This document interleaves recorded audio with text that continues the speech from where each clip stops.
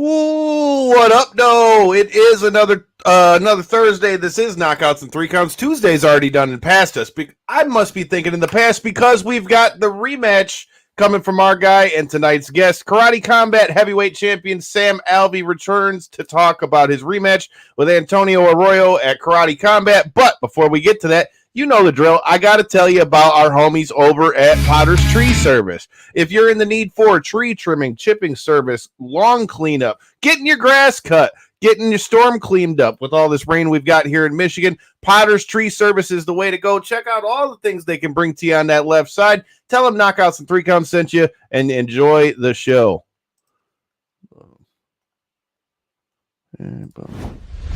This is the Ring of Honor, a.k.a. Shane T, boy, the baddest champion you ever seen, boy. This is Mr. Anderson. This is good old JR Jim Rock, and you are listening. You're listening to Knockouts and Three Counts. Cover! We got a new world champion! That might be one of the craziest knockouts I've ever seen in my life. Knockouts and Three Counts is the podcast, baby! It's the real deal, baby! Knockouts and Three Counts starts now. And just like that, we're back at it with another episode of Knockouts and Three Counts. Sam, are you not melted yet down there in Vegas yet? Oh, it's miserable. Oh, I don't know how anyone lives in a desert. Why they would do that? I can see it in your hair. You know how like when just people are cooked and their hair just is holding the shape? I can just see the hotness in your hair. That's when you know it's cooking out. Plus, I'm a ginger. I get burned in the shade. That's a fair point, dude. Vegas is always a good time, though. I can't wait to get down there next year for WrestleMania. I know a lot of our homies are out there training at Extreme Couture as well, so we got a lot to talk about. But like I said, the last time you joined us on the show, we were, go figure, talking about another heavyweight title fight for Karate Combat. But now you guys are going to run it back, you and Antonio Arroyo. So before we get to what's about to happen, talk to me a little bit now that you've had some time to separate yourself. What are your thoughts on the last fight? And what are your thoughts on the reception you've seen to its finish? Yeah. So he headbutted me. it changed. It was plain as day, too. Of self-defense. Yeah, all of self-defense has changed because of that headbutt. If ever I'm robbed, I'm not throwing a punch. I'm just headbutting people. It immediately ruins you. Yeah, there's that. Then the reception I'm getting after the fight, I mean, everyone understood what had happened except for Arroyo. Arroyo never seemed to grasp quite what he did. He celebrated like he thought he punched me. I don't know how you headbutt somebody and don't know you headbutted somebody. And he says, "Oh, bro, I thought it was a jab." Like, bullshit. You were trying to sell the judges. He definitely got you right with the crown of his head, man. I've seen that replay about 5 or 6 times already this week, seeing the clips leading up to it, man. And I mean, hey, I'm with you. I don't think it was intentional or anything, but I mean, at the same time, that ain't no way for somebody to be losing a belt. So I'm glad you're getting your chance at the rematch. But I guess the next question off of that is, I mean, even though you guys didn't get to fight for the full time or anything, is there anything you feel like you learned about Arroyo from that fight, or anything you feel like you weren't expecting that you'll be a little more prepared for this time around? No, he ran faster than I thought he would. I didn't expect him to turn his back and run from me 3 times in 3 minutes. But live and learn. No, I broke my foot 20 minutes before the fight happened. So I went out there and I just couldn't catch him. My foot is healed. I feel good. And if he runs, I'll be able to catch him this time. All right, so now you brought the next question. You done said it. So you broke your foot and still went out there to defend your belt. What is your thoughts on this whole thing with Conor McGregor breaking his fucking toe? If I was Conor McGregor, worth $500 million, I wouldn't fight unless I was perfect. Pinky toe it wouldn't even have to be broken. I'd wake up and my pinky toe a little cramped. Yeah, I'm not doing it. See, I'm glad to hear somebody else say that, because that honestly was my thought. Because at this point, the money doesn't matter. Like, I mean, if we go back to Conor when he was coming out from the slums and stuff, he's fighting to go get his paycheck. I bet you he steps in there. But like we just mentioned, this fool don't need any more money. So if I'm him, if I only got one more fight left on my UFC deal, I'm waiting until I'm good and ready to go. I'm with you on that one. Yeah, everyone gave him hate, but it's like, dude, broken toes do hurt, and he's a stand up guy. It would hurt. Why bother doing it? Yeah, that's like you say at that point in your career, man. It's not like you're starving for money. If anything, it's just another way to garner further attention on the multitude of McGregor brands that he's got at this point. So, Yeah, I mean, realistically, why not? Why not just delay it and continue to build that hype for it once it eventually happens? yeah, absolutely. Hey man, I just hope Chandler gets his fight because all I know is Chandler's done waited for like 3 years now and hasn't fought nobody. So I just hope the fight happens purely for Chandler's sake at this point. Yeah, man, I couldn't imagine not fighting for that long just to have it pulled out from under me again. I mean, Chandler Again, seems to be taking it all right, and Lord knows he has enough money with all of his businesses and you know Bellator winnings. Why not wait for the biggest fight of your career? I was about to say yeah, you're going to get paid more in that one fight than he's probably ever seen between the UFC, Bellator, all that stuff. So I think At with this the point, same he way you better. do. Yeah, at this point, he better. Hey man, speaking of those other businesses, anybody who's new here, make sure you go check out our chat with Michael Chandler talking about hiatus tequila. That's in the button if you hit that subscribe button. But with that being said, man, back to the matter at hand for you. You know, you're getting this immediate rematch now with Arroyo. He's getting this No, immediate rematch. he is, but I mean, you guys are going to run it back right after the last fight. Now that led into what my question was going to be. Were you when they came right back and said we're going to run this right back? Were you completely cool with the rematch, or did you think because of the way it ended you didn't want to run it back? No, if he headbutts me again, I'm not going to fight him again. Sure, I'll fight whoever. I always have. There's never been a yeah, fight I've said no to. yeah. First one can be counted as an accident. If a second And it's one funny, he happens, headbutted me twice in that first fight. yeah, They say it was an accident, but it happened twice in 4 minutes. What's crazy about that is I remember we were at some kind of wrestling show while you were fighting, and I had the fights up on my phone, and then I literally was like, "Oh shit!" when he went down, and everybody's like, "What are you talking about?" I was like, "Oh, don't mind me. I'm multitasking and watching the fight while I'm at a wrestling show. Don't mind me. I got too much time on my hands." But now that we've gotten that out of the way, I've been watching what you've been saying in your camp leading up to this fight. Talk to me about your camp and talk to me about how you went. I know you went back to train out in California. I know you're out in Vegas. I know you've got Strickland and Chris Curtis helping you train for this one. Tell me about this camp and how's it been to have them guys around you? Yeah, so I did the first half of my camp out in Tennessee with Militia MMA down in Chattanooga and Guardian MMA in Murfreesboro. Problem is, mm-hmm, I'm a big dude. It's hard to find big dudes to work with. mm-hmm. So I've got my team. I got my work in, but when it came time to it, I needed to get hit by some people that could, knock me out. So I flew out to Team Quest, worked with Dan Henderson for a while. Now I'm out in Vegas working with Strickland, Keith Berry, and Curtis. Hey man, not what up, Dobesa. There's not really a better place for you to be at. I mean, Extreme Couture's got a melting pot of people that are coming in there. Every time I've been in there to train, when I get to come out to Vegas, man, you never know who you're going to see in there. From Bellator guys to pro wrestlers to, in your case, karate combat, UFC. You got all that at your disposal. So definitely a great place for you to be at. Well, speaking of Strickland, man, you got to tell me what do you think? What do you think's the next fight for him? Where do you think we see him in next? Would you tell him to wait for a title shot, or do you think you'd have him take somebody up top? No, wait for the title shot. But I actually told him today how it's going to happen. So Pereira versus DDP is or not Pereira.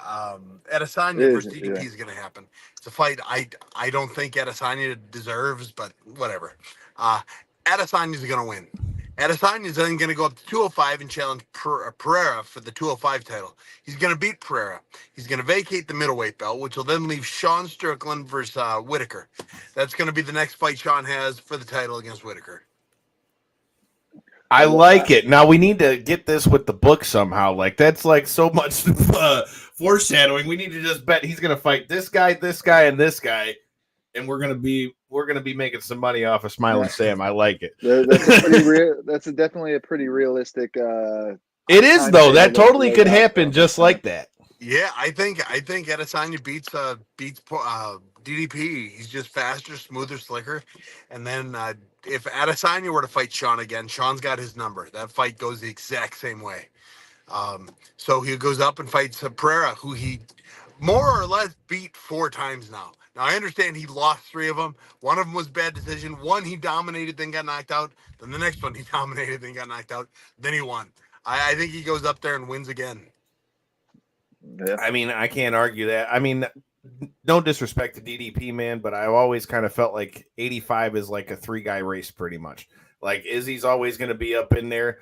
And, you know, it's just really what Izzy shows up on fight night, in my opinion, with that one, because as long as he stays focused and he can, you know, take the lead of the way the fight's going, I feel like it's a better night for Izzy. I think that was one of the things that kind of got him with the Pereira fight, is I kind of feel like he kind of lulled himself into a sense of confidence because he felt like he was landing like he was. Like you said, he dominated most of the fight till he got caught.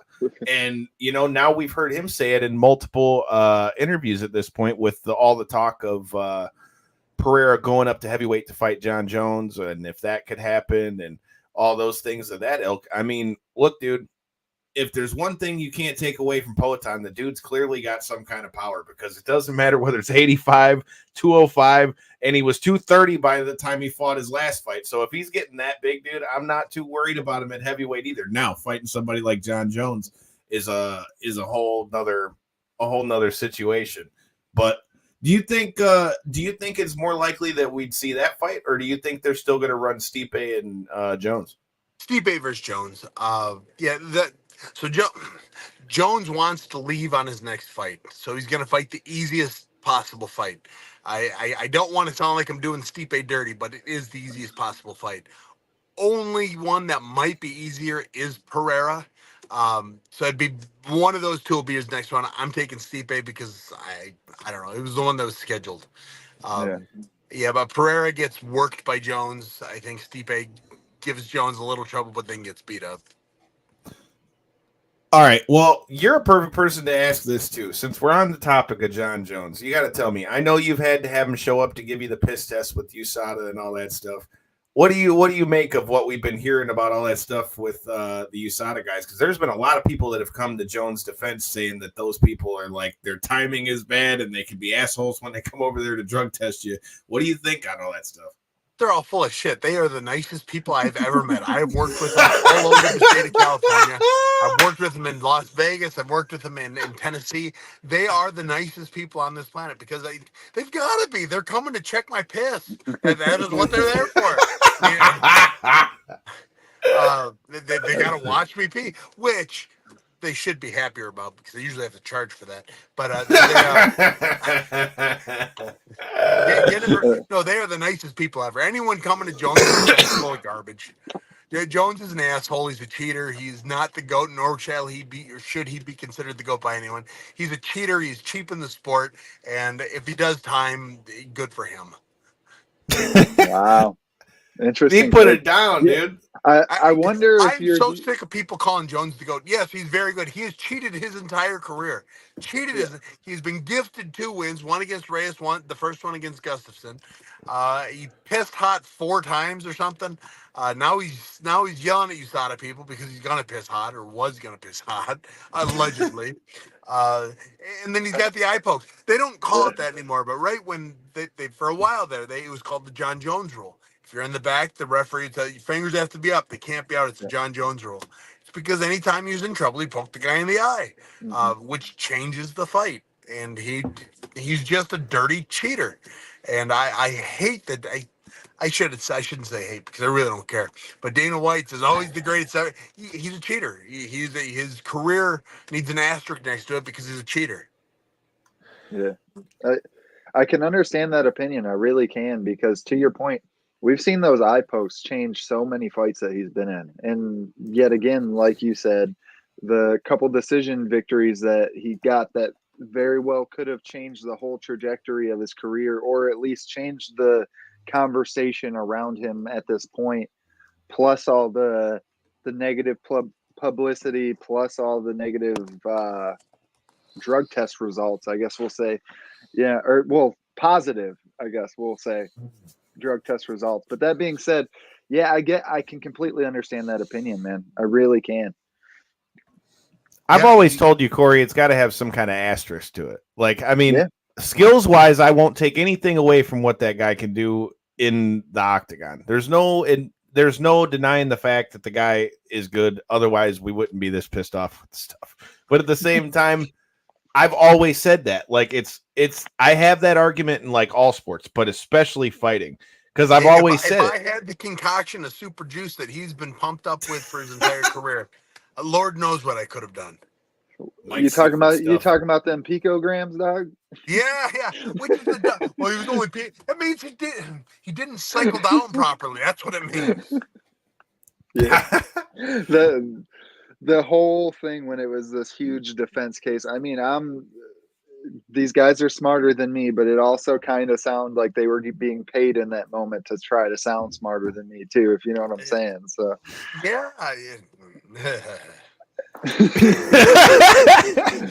That being said, we got some questions for you in the comments to get you back on with your fight, man. So now that you're getting back to go here with Antonio Arroyo, do you feel like we're asking that we got people asking for predictions in here? They said they want to know what round do you think you're going to beat the guy in?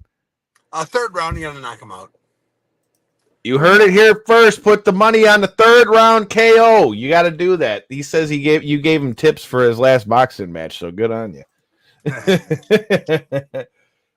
That's a good question, and I could totally see it. I mean, you got the chin for it. Would you ever be interested in doing bare knuckle?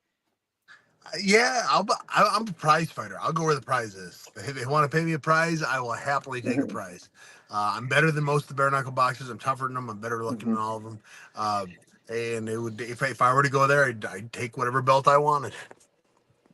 Yeah, I could definitely see that working out well in your favor. I mean, obviously that career decision's up to somebody like you, but I mean that we've seen the huge trajectory of somebody like Mike Perry because of the continued success. We've seen what you've been able to do with Karate Combat now that you've kind of been able to more so isolate the striking work and really be able to work in that realm. I mean, bare knuckle might just be the next level of that. You know, I mean, we've seen the Rocket get strapped to people for that. Yeah, I am so happy with what Karate Combat has done for me and was doing for the sport. I think the athletes in Karate Combat are far better than those in bare knuckle. I think the fights are more fun, and I think that Karate Combat is everything but a Mike Perry, and I'm doing my best to fill those shoes. I mean, Mike Perry was there at the event last week, or the last event they had when all hell broke loose, man. I mean, I love the venues they use, and it just looks different than what you're used to. I like the pit too because it's different than a cage or a ring. But with that said, go ahead, real Corey. quick. One thing I really like too about Karate Combat is just like Kyle had mentioned, the venues and stuff. The fights themselves are super entertaining. The pit that they've got, it adds a whole nother element to it.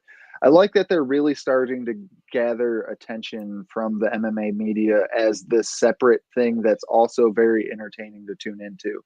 It seemed like in the beginning it was like, oh, well, they got GSP and Boss Rutan, so maybe we'll tune in just to hear what they got to say about it and stuff like that. But now it seems like the growth of the sport and people are actually tuning in to the events to actually see, to your point, what athletes they've now seen kind of start to build a foothold in that organization and where they end up and stuff like that. Karate Combat's just doing a really good job, man. I really am.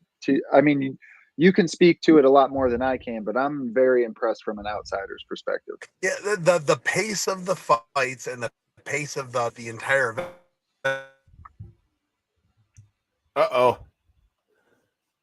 Ah, darn. We will get him back in here shortly, but yeah, dude, like I said, I'm enjoying what we're seeing in there. I definitely got to ask Sam about the melee that broke out and Mr. Awesome choking my man's out to sleep after that fight and being there for that nasty knockout, which ironically, it's crazy to, no offense, good for Rafael Alves, bro. Like he you know, we've been watching him for a long time. He actually fought past guest of the show, Jason Fisher as well. And Fisher beat him here in Southgate at Crystal Gardens. And then to see him back up there. But man, that wheel kick or that, you know, that switch kick that he hit, dog, that was bananas. I don't want to see James Vick fight no more after that. And I'm a James Vick fan. I don't want to see him fight after that. That one, I mean, that was about as rough as it gets, man, of a knockout right there. I mean, clean freaking chin to chin, dude. And he was ready to block that body kick that he thought was coming. That's for sure. Yeah, man. It was nasty, dude. And all right, we got him back. Hey, I'm back. Sorry, my jerk friend called me and just threw me off everything. It's all good, Oh, my man. good. You were saying about the growth of the organization and your thoughts, Yeah, though? it's just the way it's paced. Both, I mean, there's no long commercial breaks. It gets things moving. The boring part, I love jiu-jitsu, but the boring part of every fight is as soon as it hits the ground, and you can hear it in the audience, you can hear it in the people at home, you can hear it from the fighters. Like, okay. It's like the bathroom break time. Jiu-jitsu is great. It's a lot of fun to do, blah, blah, blah. It's boring when it goes to the ground. Karate combat has made it where if you aren't trying to finish, it gets stood back up. It just makes the fights go so much faster. It is so much. It's just a faster paced combat sport, and it's really making waves. I'm happy to be part of it. Well, not just lead. part, not Go, just Corey. part. Heavyweight champ. Don't forget that. Not just part. Heavyweight champ. Heavyweight Champ champ, of the the greatest world. karate in the world. Hell yeah. Well, that leads into another question Jerry's got. We appreciate all the questions in here. Do you like, is it harder to fight in a cage or a pit? It's just different. The pit is you can't fight backwards like I've liked to my entire career. I've always been a counter striker. I always like keeping the back foot along the cage, and I can't do that anymore. So now I have to fight forward. So it's just changing a little bit of a strategy. If you get caught on that cage, you're in trouble. Or on that pit, you're in trouble. It's so hard to get back up, and they can just kind of wail on you. Yeah, I mean, we've seen it multiple times. I can't think of an exact example at this moment, but like you say, the second it seems like somebody's back foot hits that, they almost immediately lose balance and almost always end up on their ass against the wall, and the opponent's just immediately on them from that moment. Yeah. Or, I mean, you can just get hit with a nasty switch kick like Rafael Alves did. And to answer your question, Jerry, yes, he did fight for WXC because he fought Jason Fisher, who I was just talking about.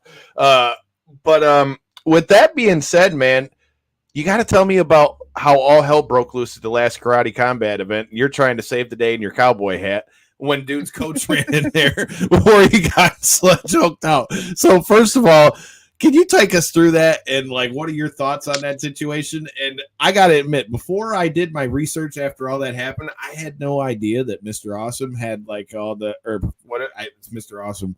Yeah, President Awesome. There you go. Yeah, man. I The never knew. name, right? The name, Yeah, dude. I never like, knew anything about the guy. I thought he was just like the figurehead of the place, and I start looking. No, the guy actually has trained a bunch of people like that. And the next thing you know, he's putting my man's out.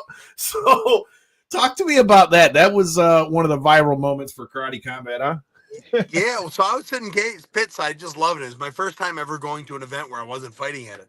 So I was up there just watching everything, just loving it. Fight ended. It was a great fight, incredible fight.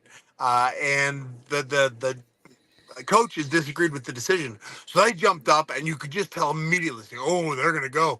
One of them took off, and then the other three were up there looking to take off. So I jumped in that pit because at the time it was just President Awesome down there. He said, well, it's going to be three on him. I can't let that happen.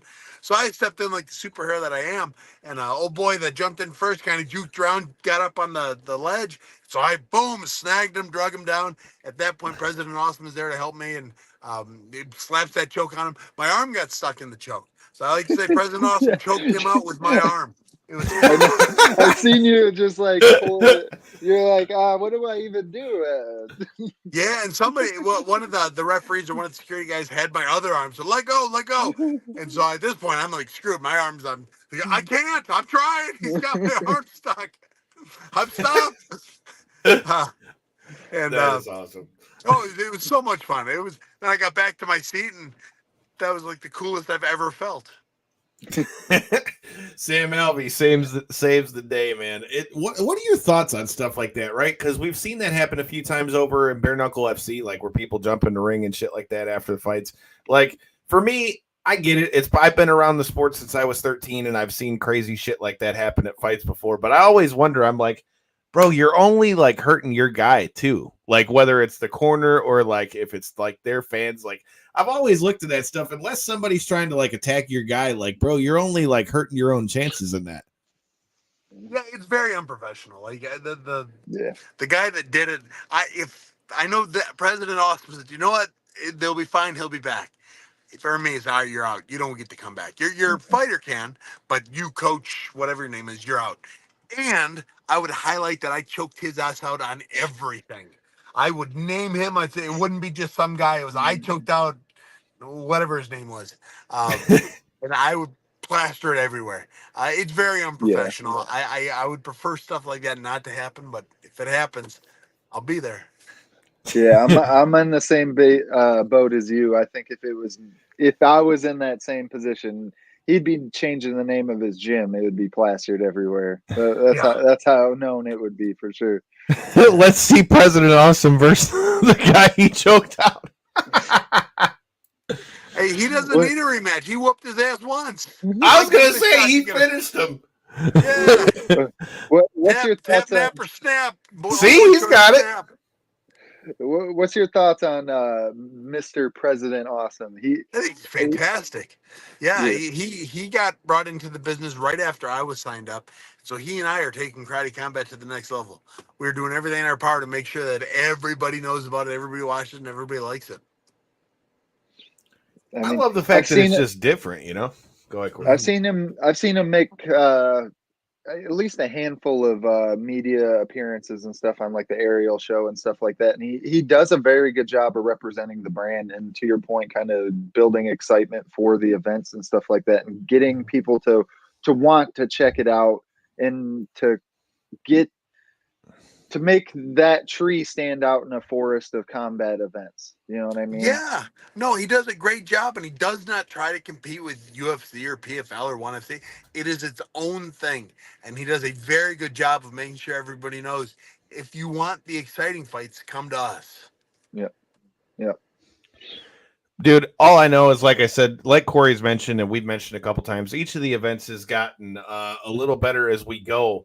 But dude, that's not even all it's been crazy in the world of MMA lately. I feel like we've been getting all the news. There ain't been as much wrestling stuff. I mean, with the John Jones stuff, we've got your fight coming up. We got all the stuff that happened with Tracy Cortez and them that we just talked about with Miranda Maverick last week.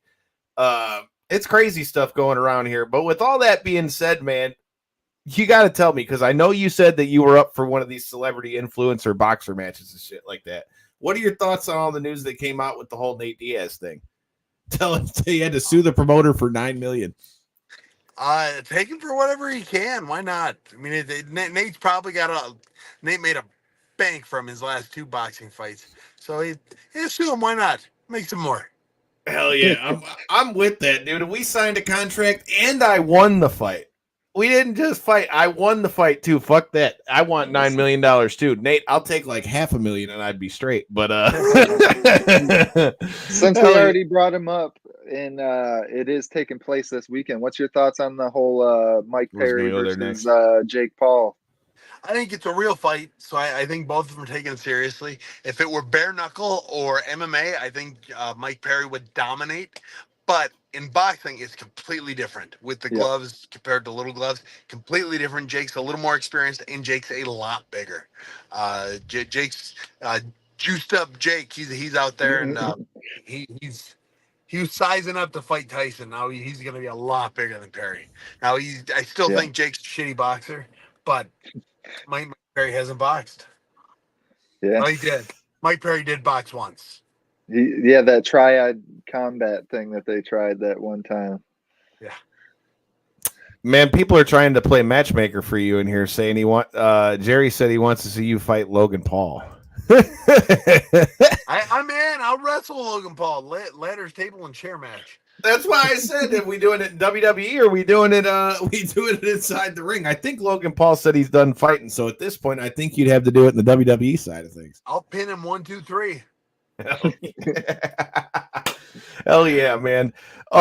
With all that being said, we've talked about all the things that are going on in the news stream and stuff like that. If you with going into this fight with Antonio Arroyo, let me figure out how to word this.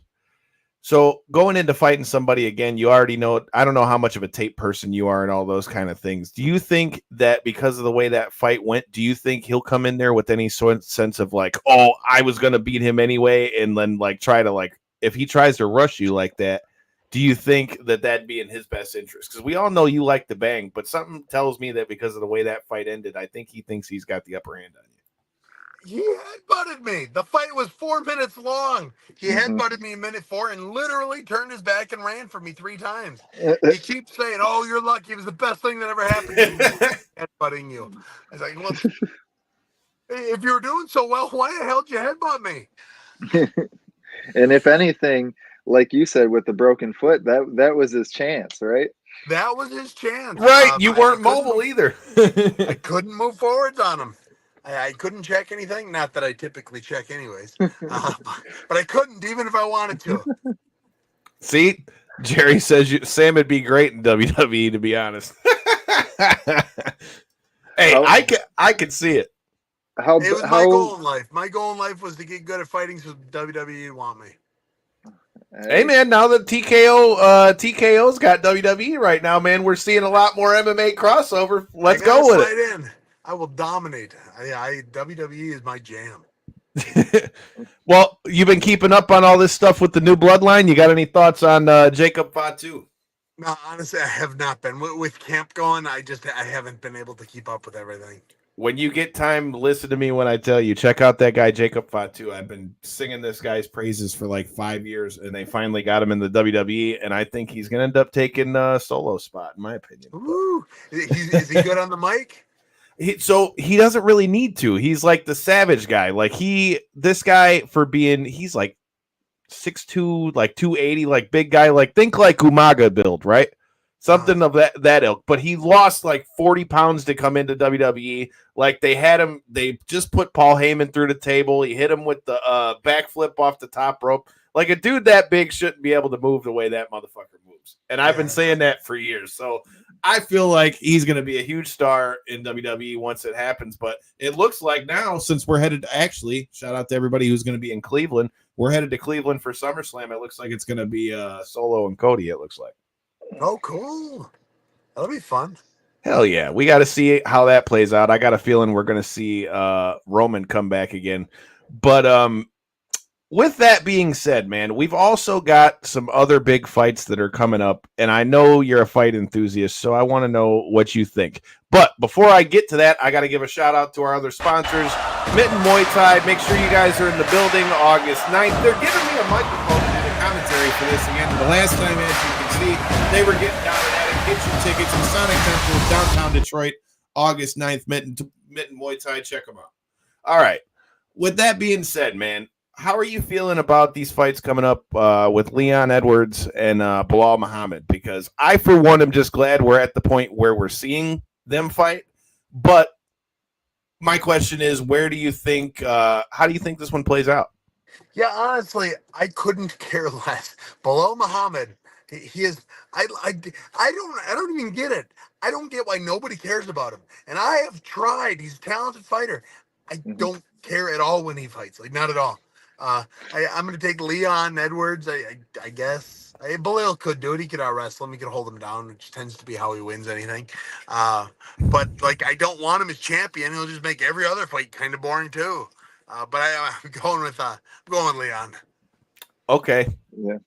I think in that matchup, I think Leon's the more skilled competitor of the two by far, better technician. But I think Bilal does bring that griminess, like you said. He's able to really just secure a lot of positions and really maintain those spots and put people in some spots where they're not necessarily comfortable being in some of these fights, like what he was able to do to Wonder Boy throughout those 5 rounds. So, I mean, right.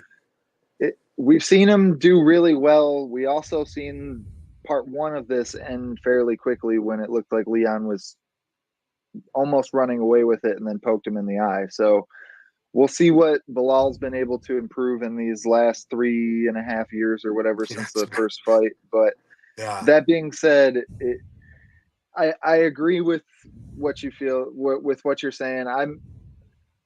I'm a little more on like the Bilal side of the fact of it's a sport, so it should be next best guy up, and he is on this huge win streak and this, that, and the other. But to your point, you got to bring a little bit of spice to these title events, you know?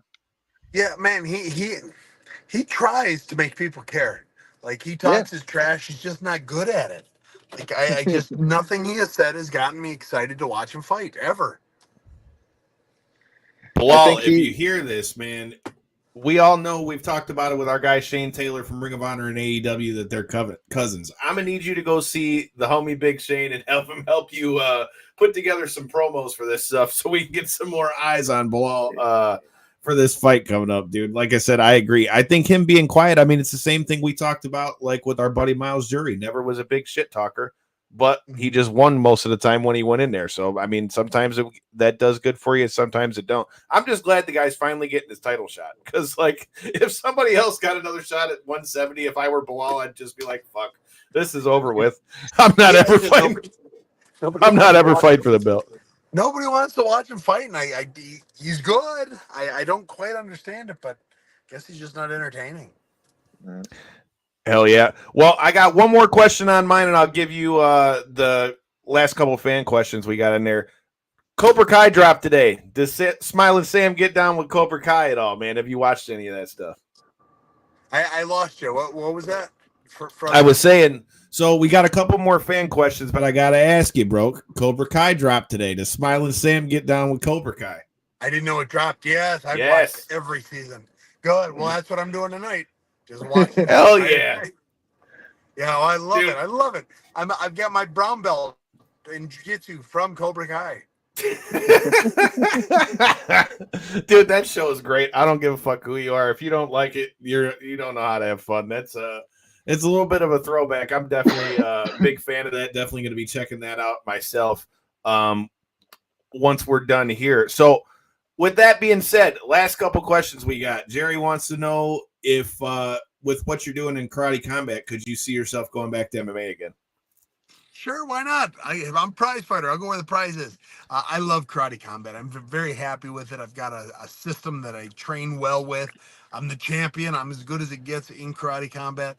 And I don't know what else to say. So if somebody wants to offer me a bag, I'm willing to fight anywhere. But karate combat's taking care of me. Bag chasing. I like it. If I'm not digging too deep into the details, are you on an exclusive deal with them, or are you able to still compete in other organizations? No, I'm in an exclusive deal. However, okay. I'm pretty tight with all the guys. If Jake Paul were to man up and sack up and say, "Sam, I want a piece," I'm sure Karate Combat would help me figure that out. Put that into the ether. Smiling Sam is his next opponent. After you defend your title, he wants to know, would you want to go try to fight at another weight class in Karate Combat and be double champ? If they were to introduce like a super heavyweight, so heavyweight in Karate Combat is 205. Yeah, okay. If they want to introduce like an above 205, I'm all in. But they're gonna have to pay me a lot more to go back down to 85. That's now a lifestyle change. Those days are behind the smiles, huh? Unless they want to pay me. Hell yeah, man. Well, we appreciate your time. I don't want to keep you too long. If you've got any last words for anybody checking out the fight or for your opponent, the floor is yours. Yeah, follow me on everything, guys. YouTube is the one I'm growing right now. I'm about at 5,000 followers, so you could be one of those lucky few. TikTok, Instagram, Twitter, I don't do much of, but I'm going to start. I like talking. My entire career has been a blessing because of fans. So all of my social media, anything I can do to help you guys enjoy the sport more, I'm in. I dedicate my social media to the fans of me and to the fans of this sport. Yeah, hell yeah. Well, I can say we definitely appreciate it. I think Jerry being in the comments this whole time and testifying to the point that you were able to help him with his last boxing match speaks to that. Well, I'm so proud that he did it and that he got it done. Hell yeah, man. Well, you heard it first. Make sure you check it out. July 25th, Smiling Sam returns to the Karate Combat Pit to defend that heavyweight strap that he's got again against Antonio Arroyo. If you guys are here in Michigan, make sure you hit that subscribe button because we will be in the press conference, the weigh-in, and the post-fight press conference for Clarissa Shields live from Little Caesars Arena here in Detroit. So I know all you guys had a lot to say after the last time they threw down at Little Caesars. Make sure you're checking us out so you don't miss any of the action. Until next time and in the in-between time, peace. Peace.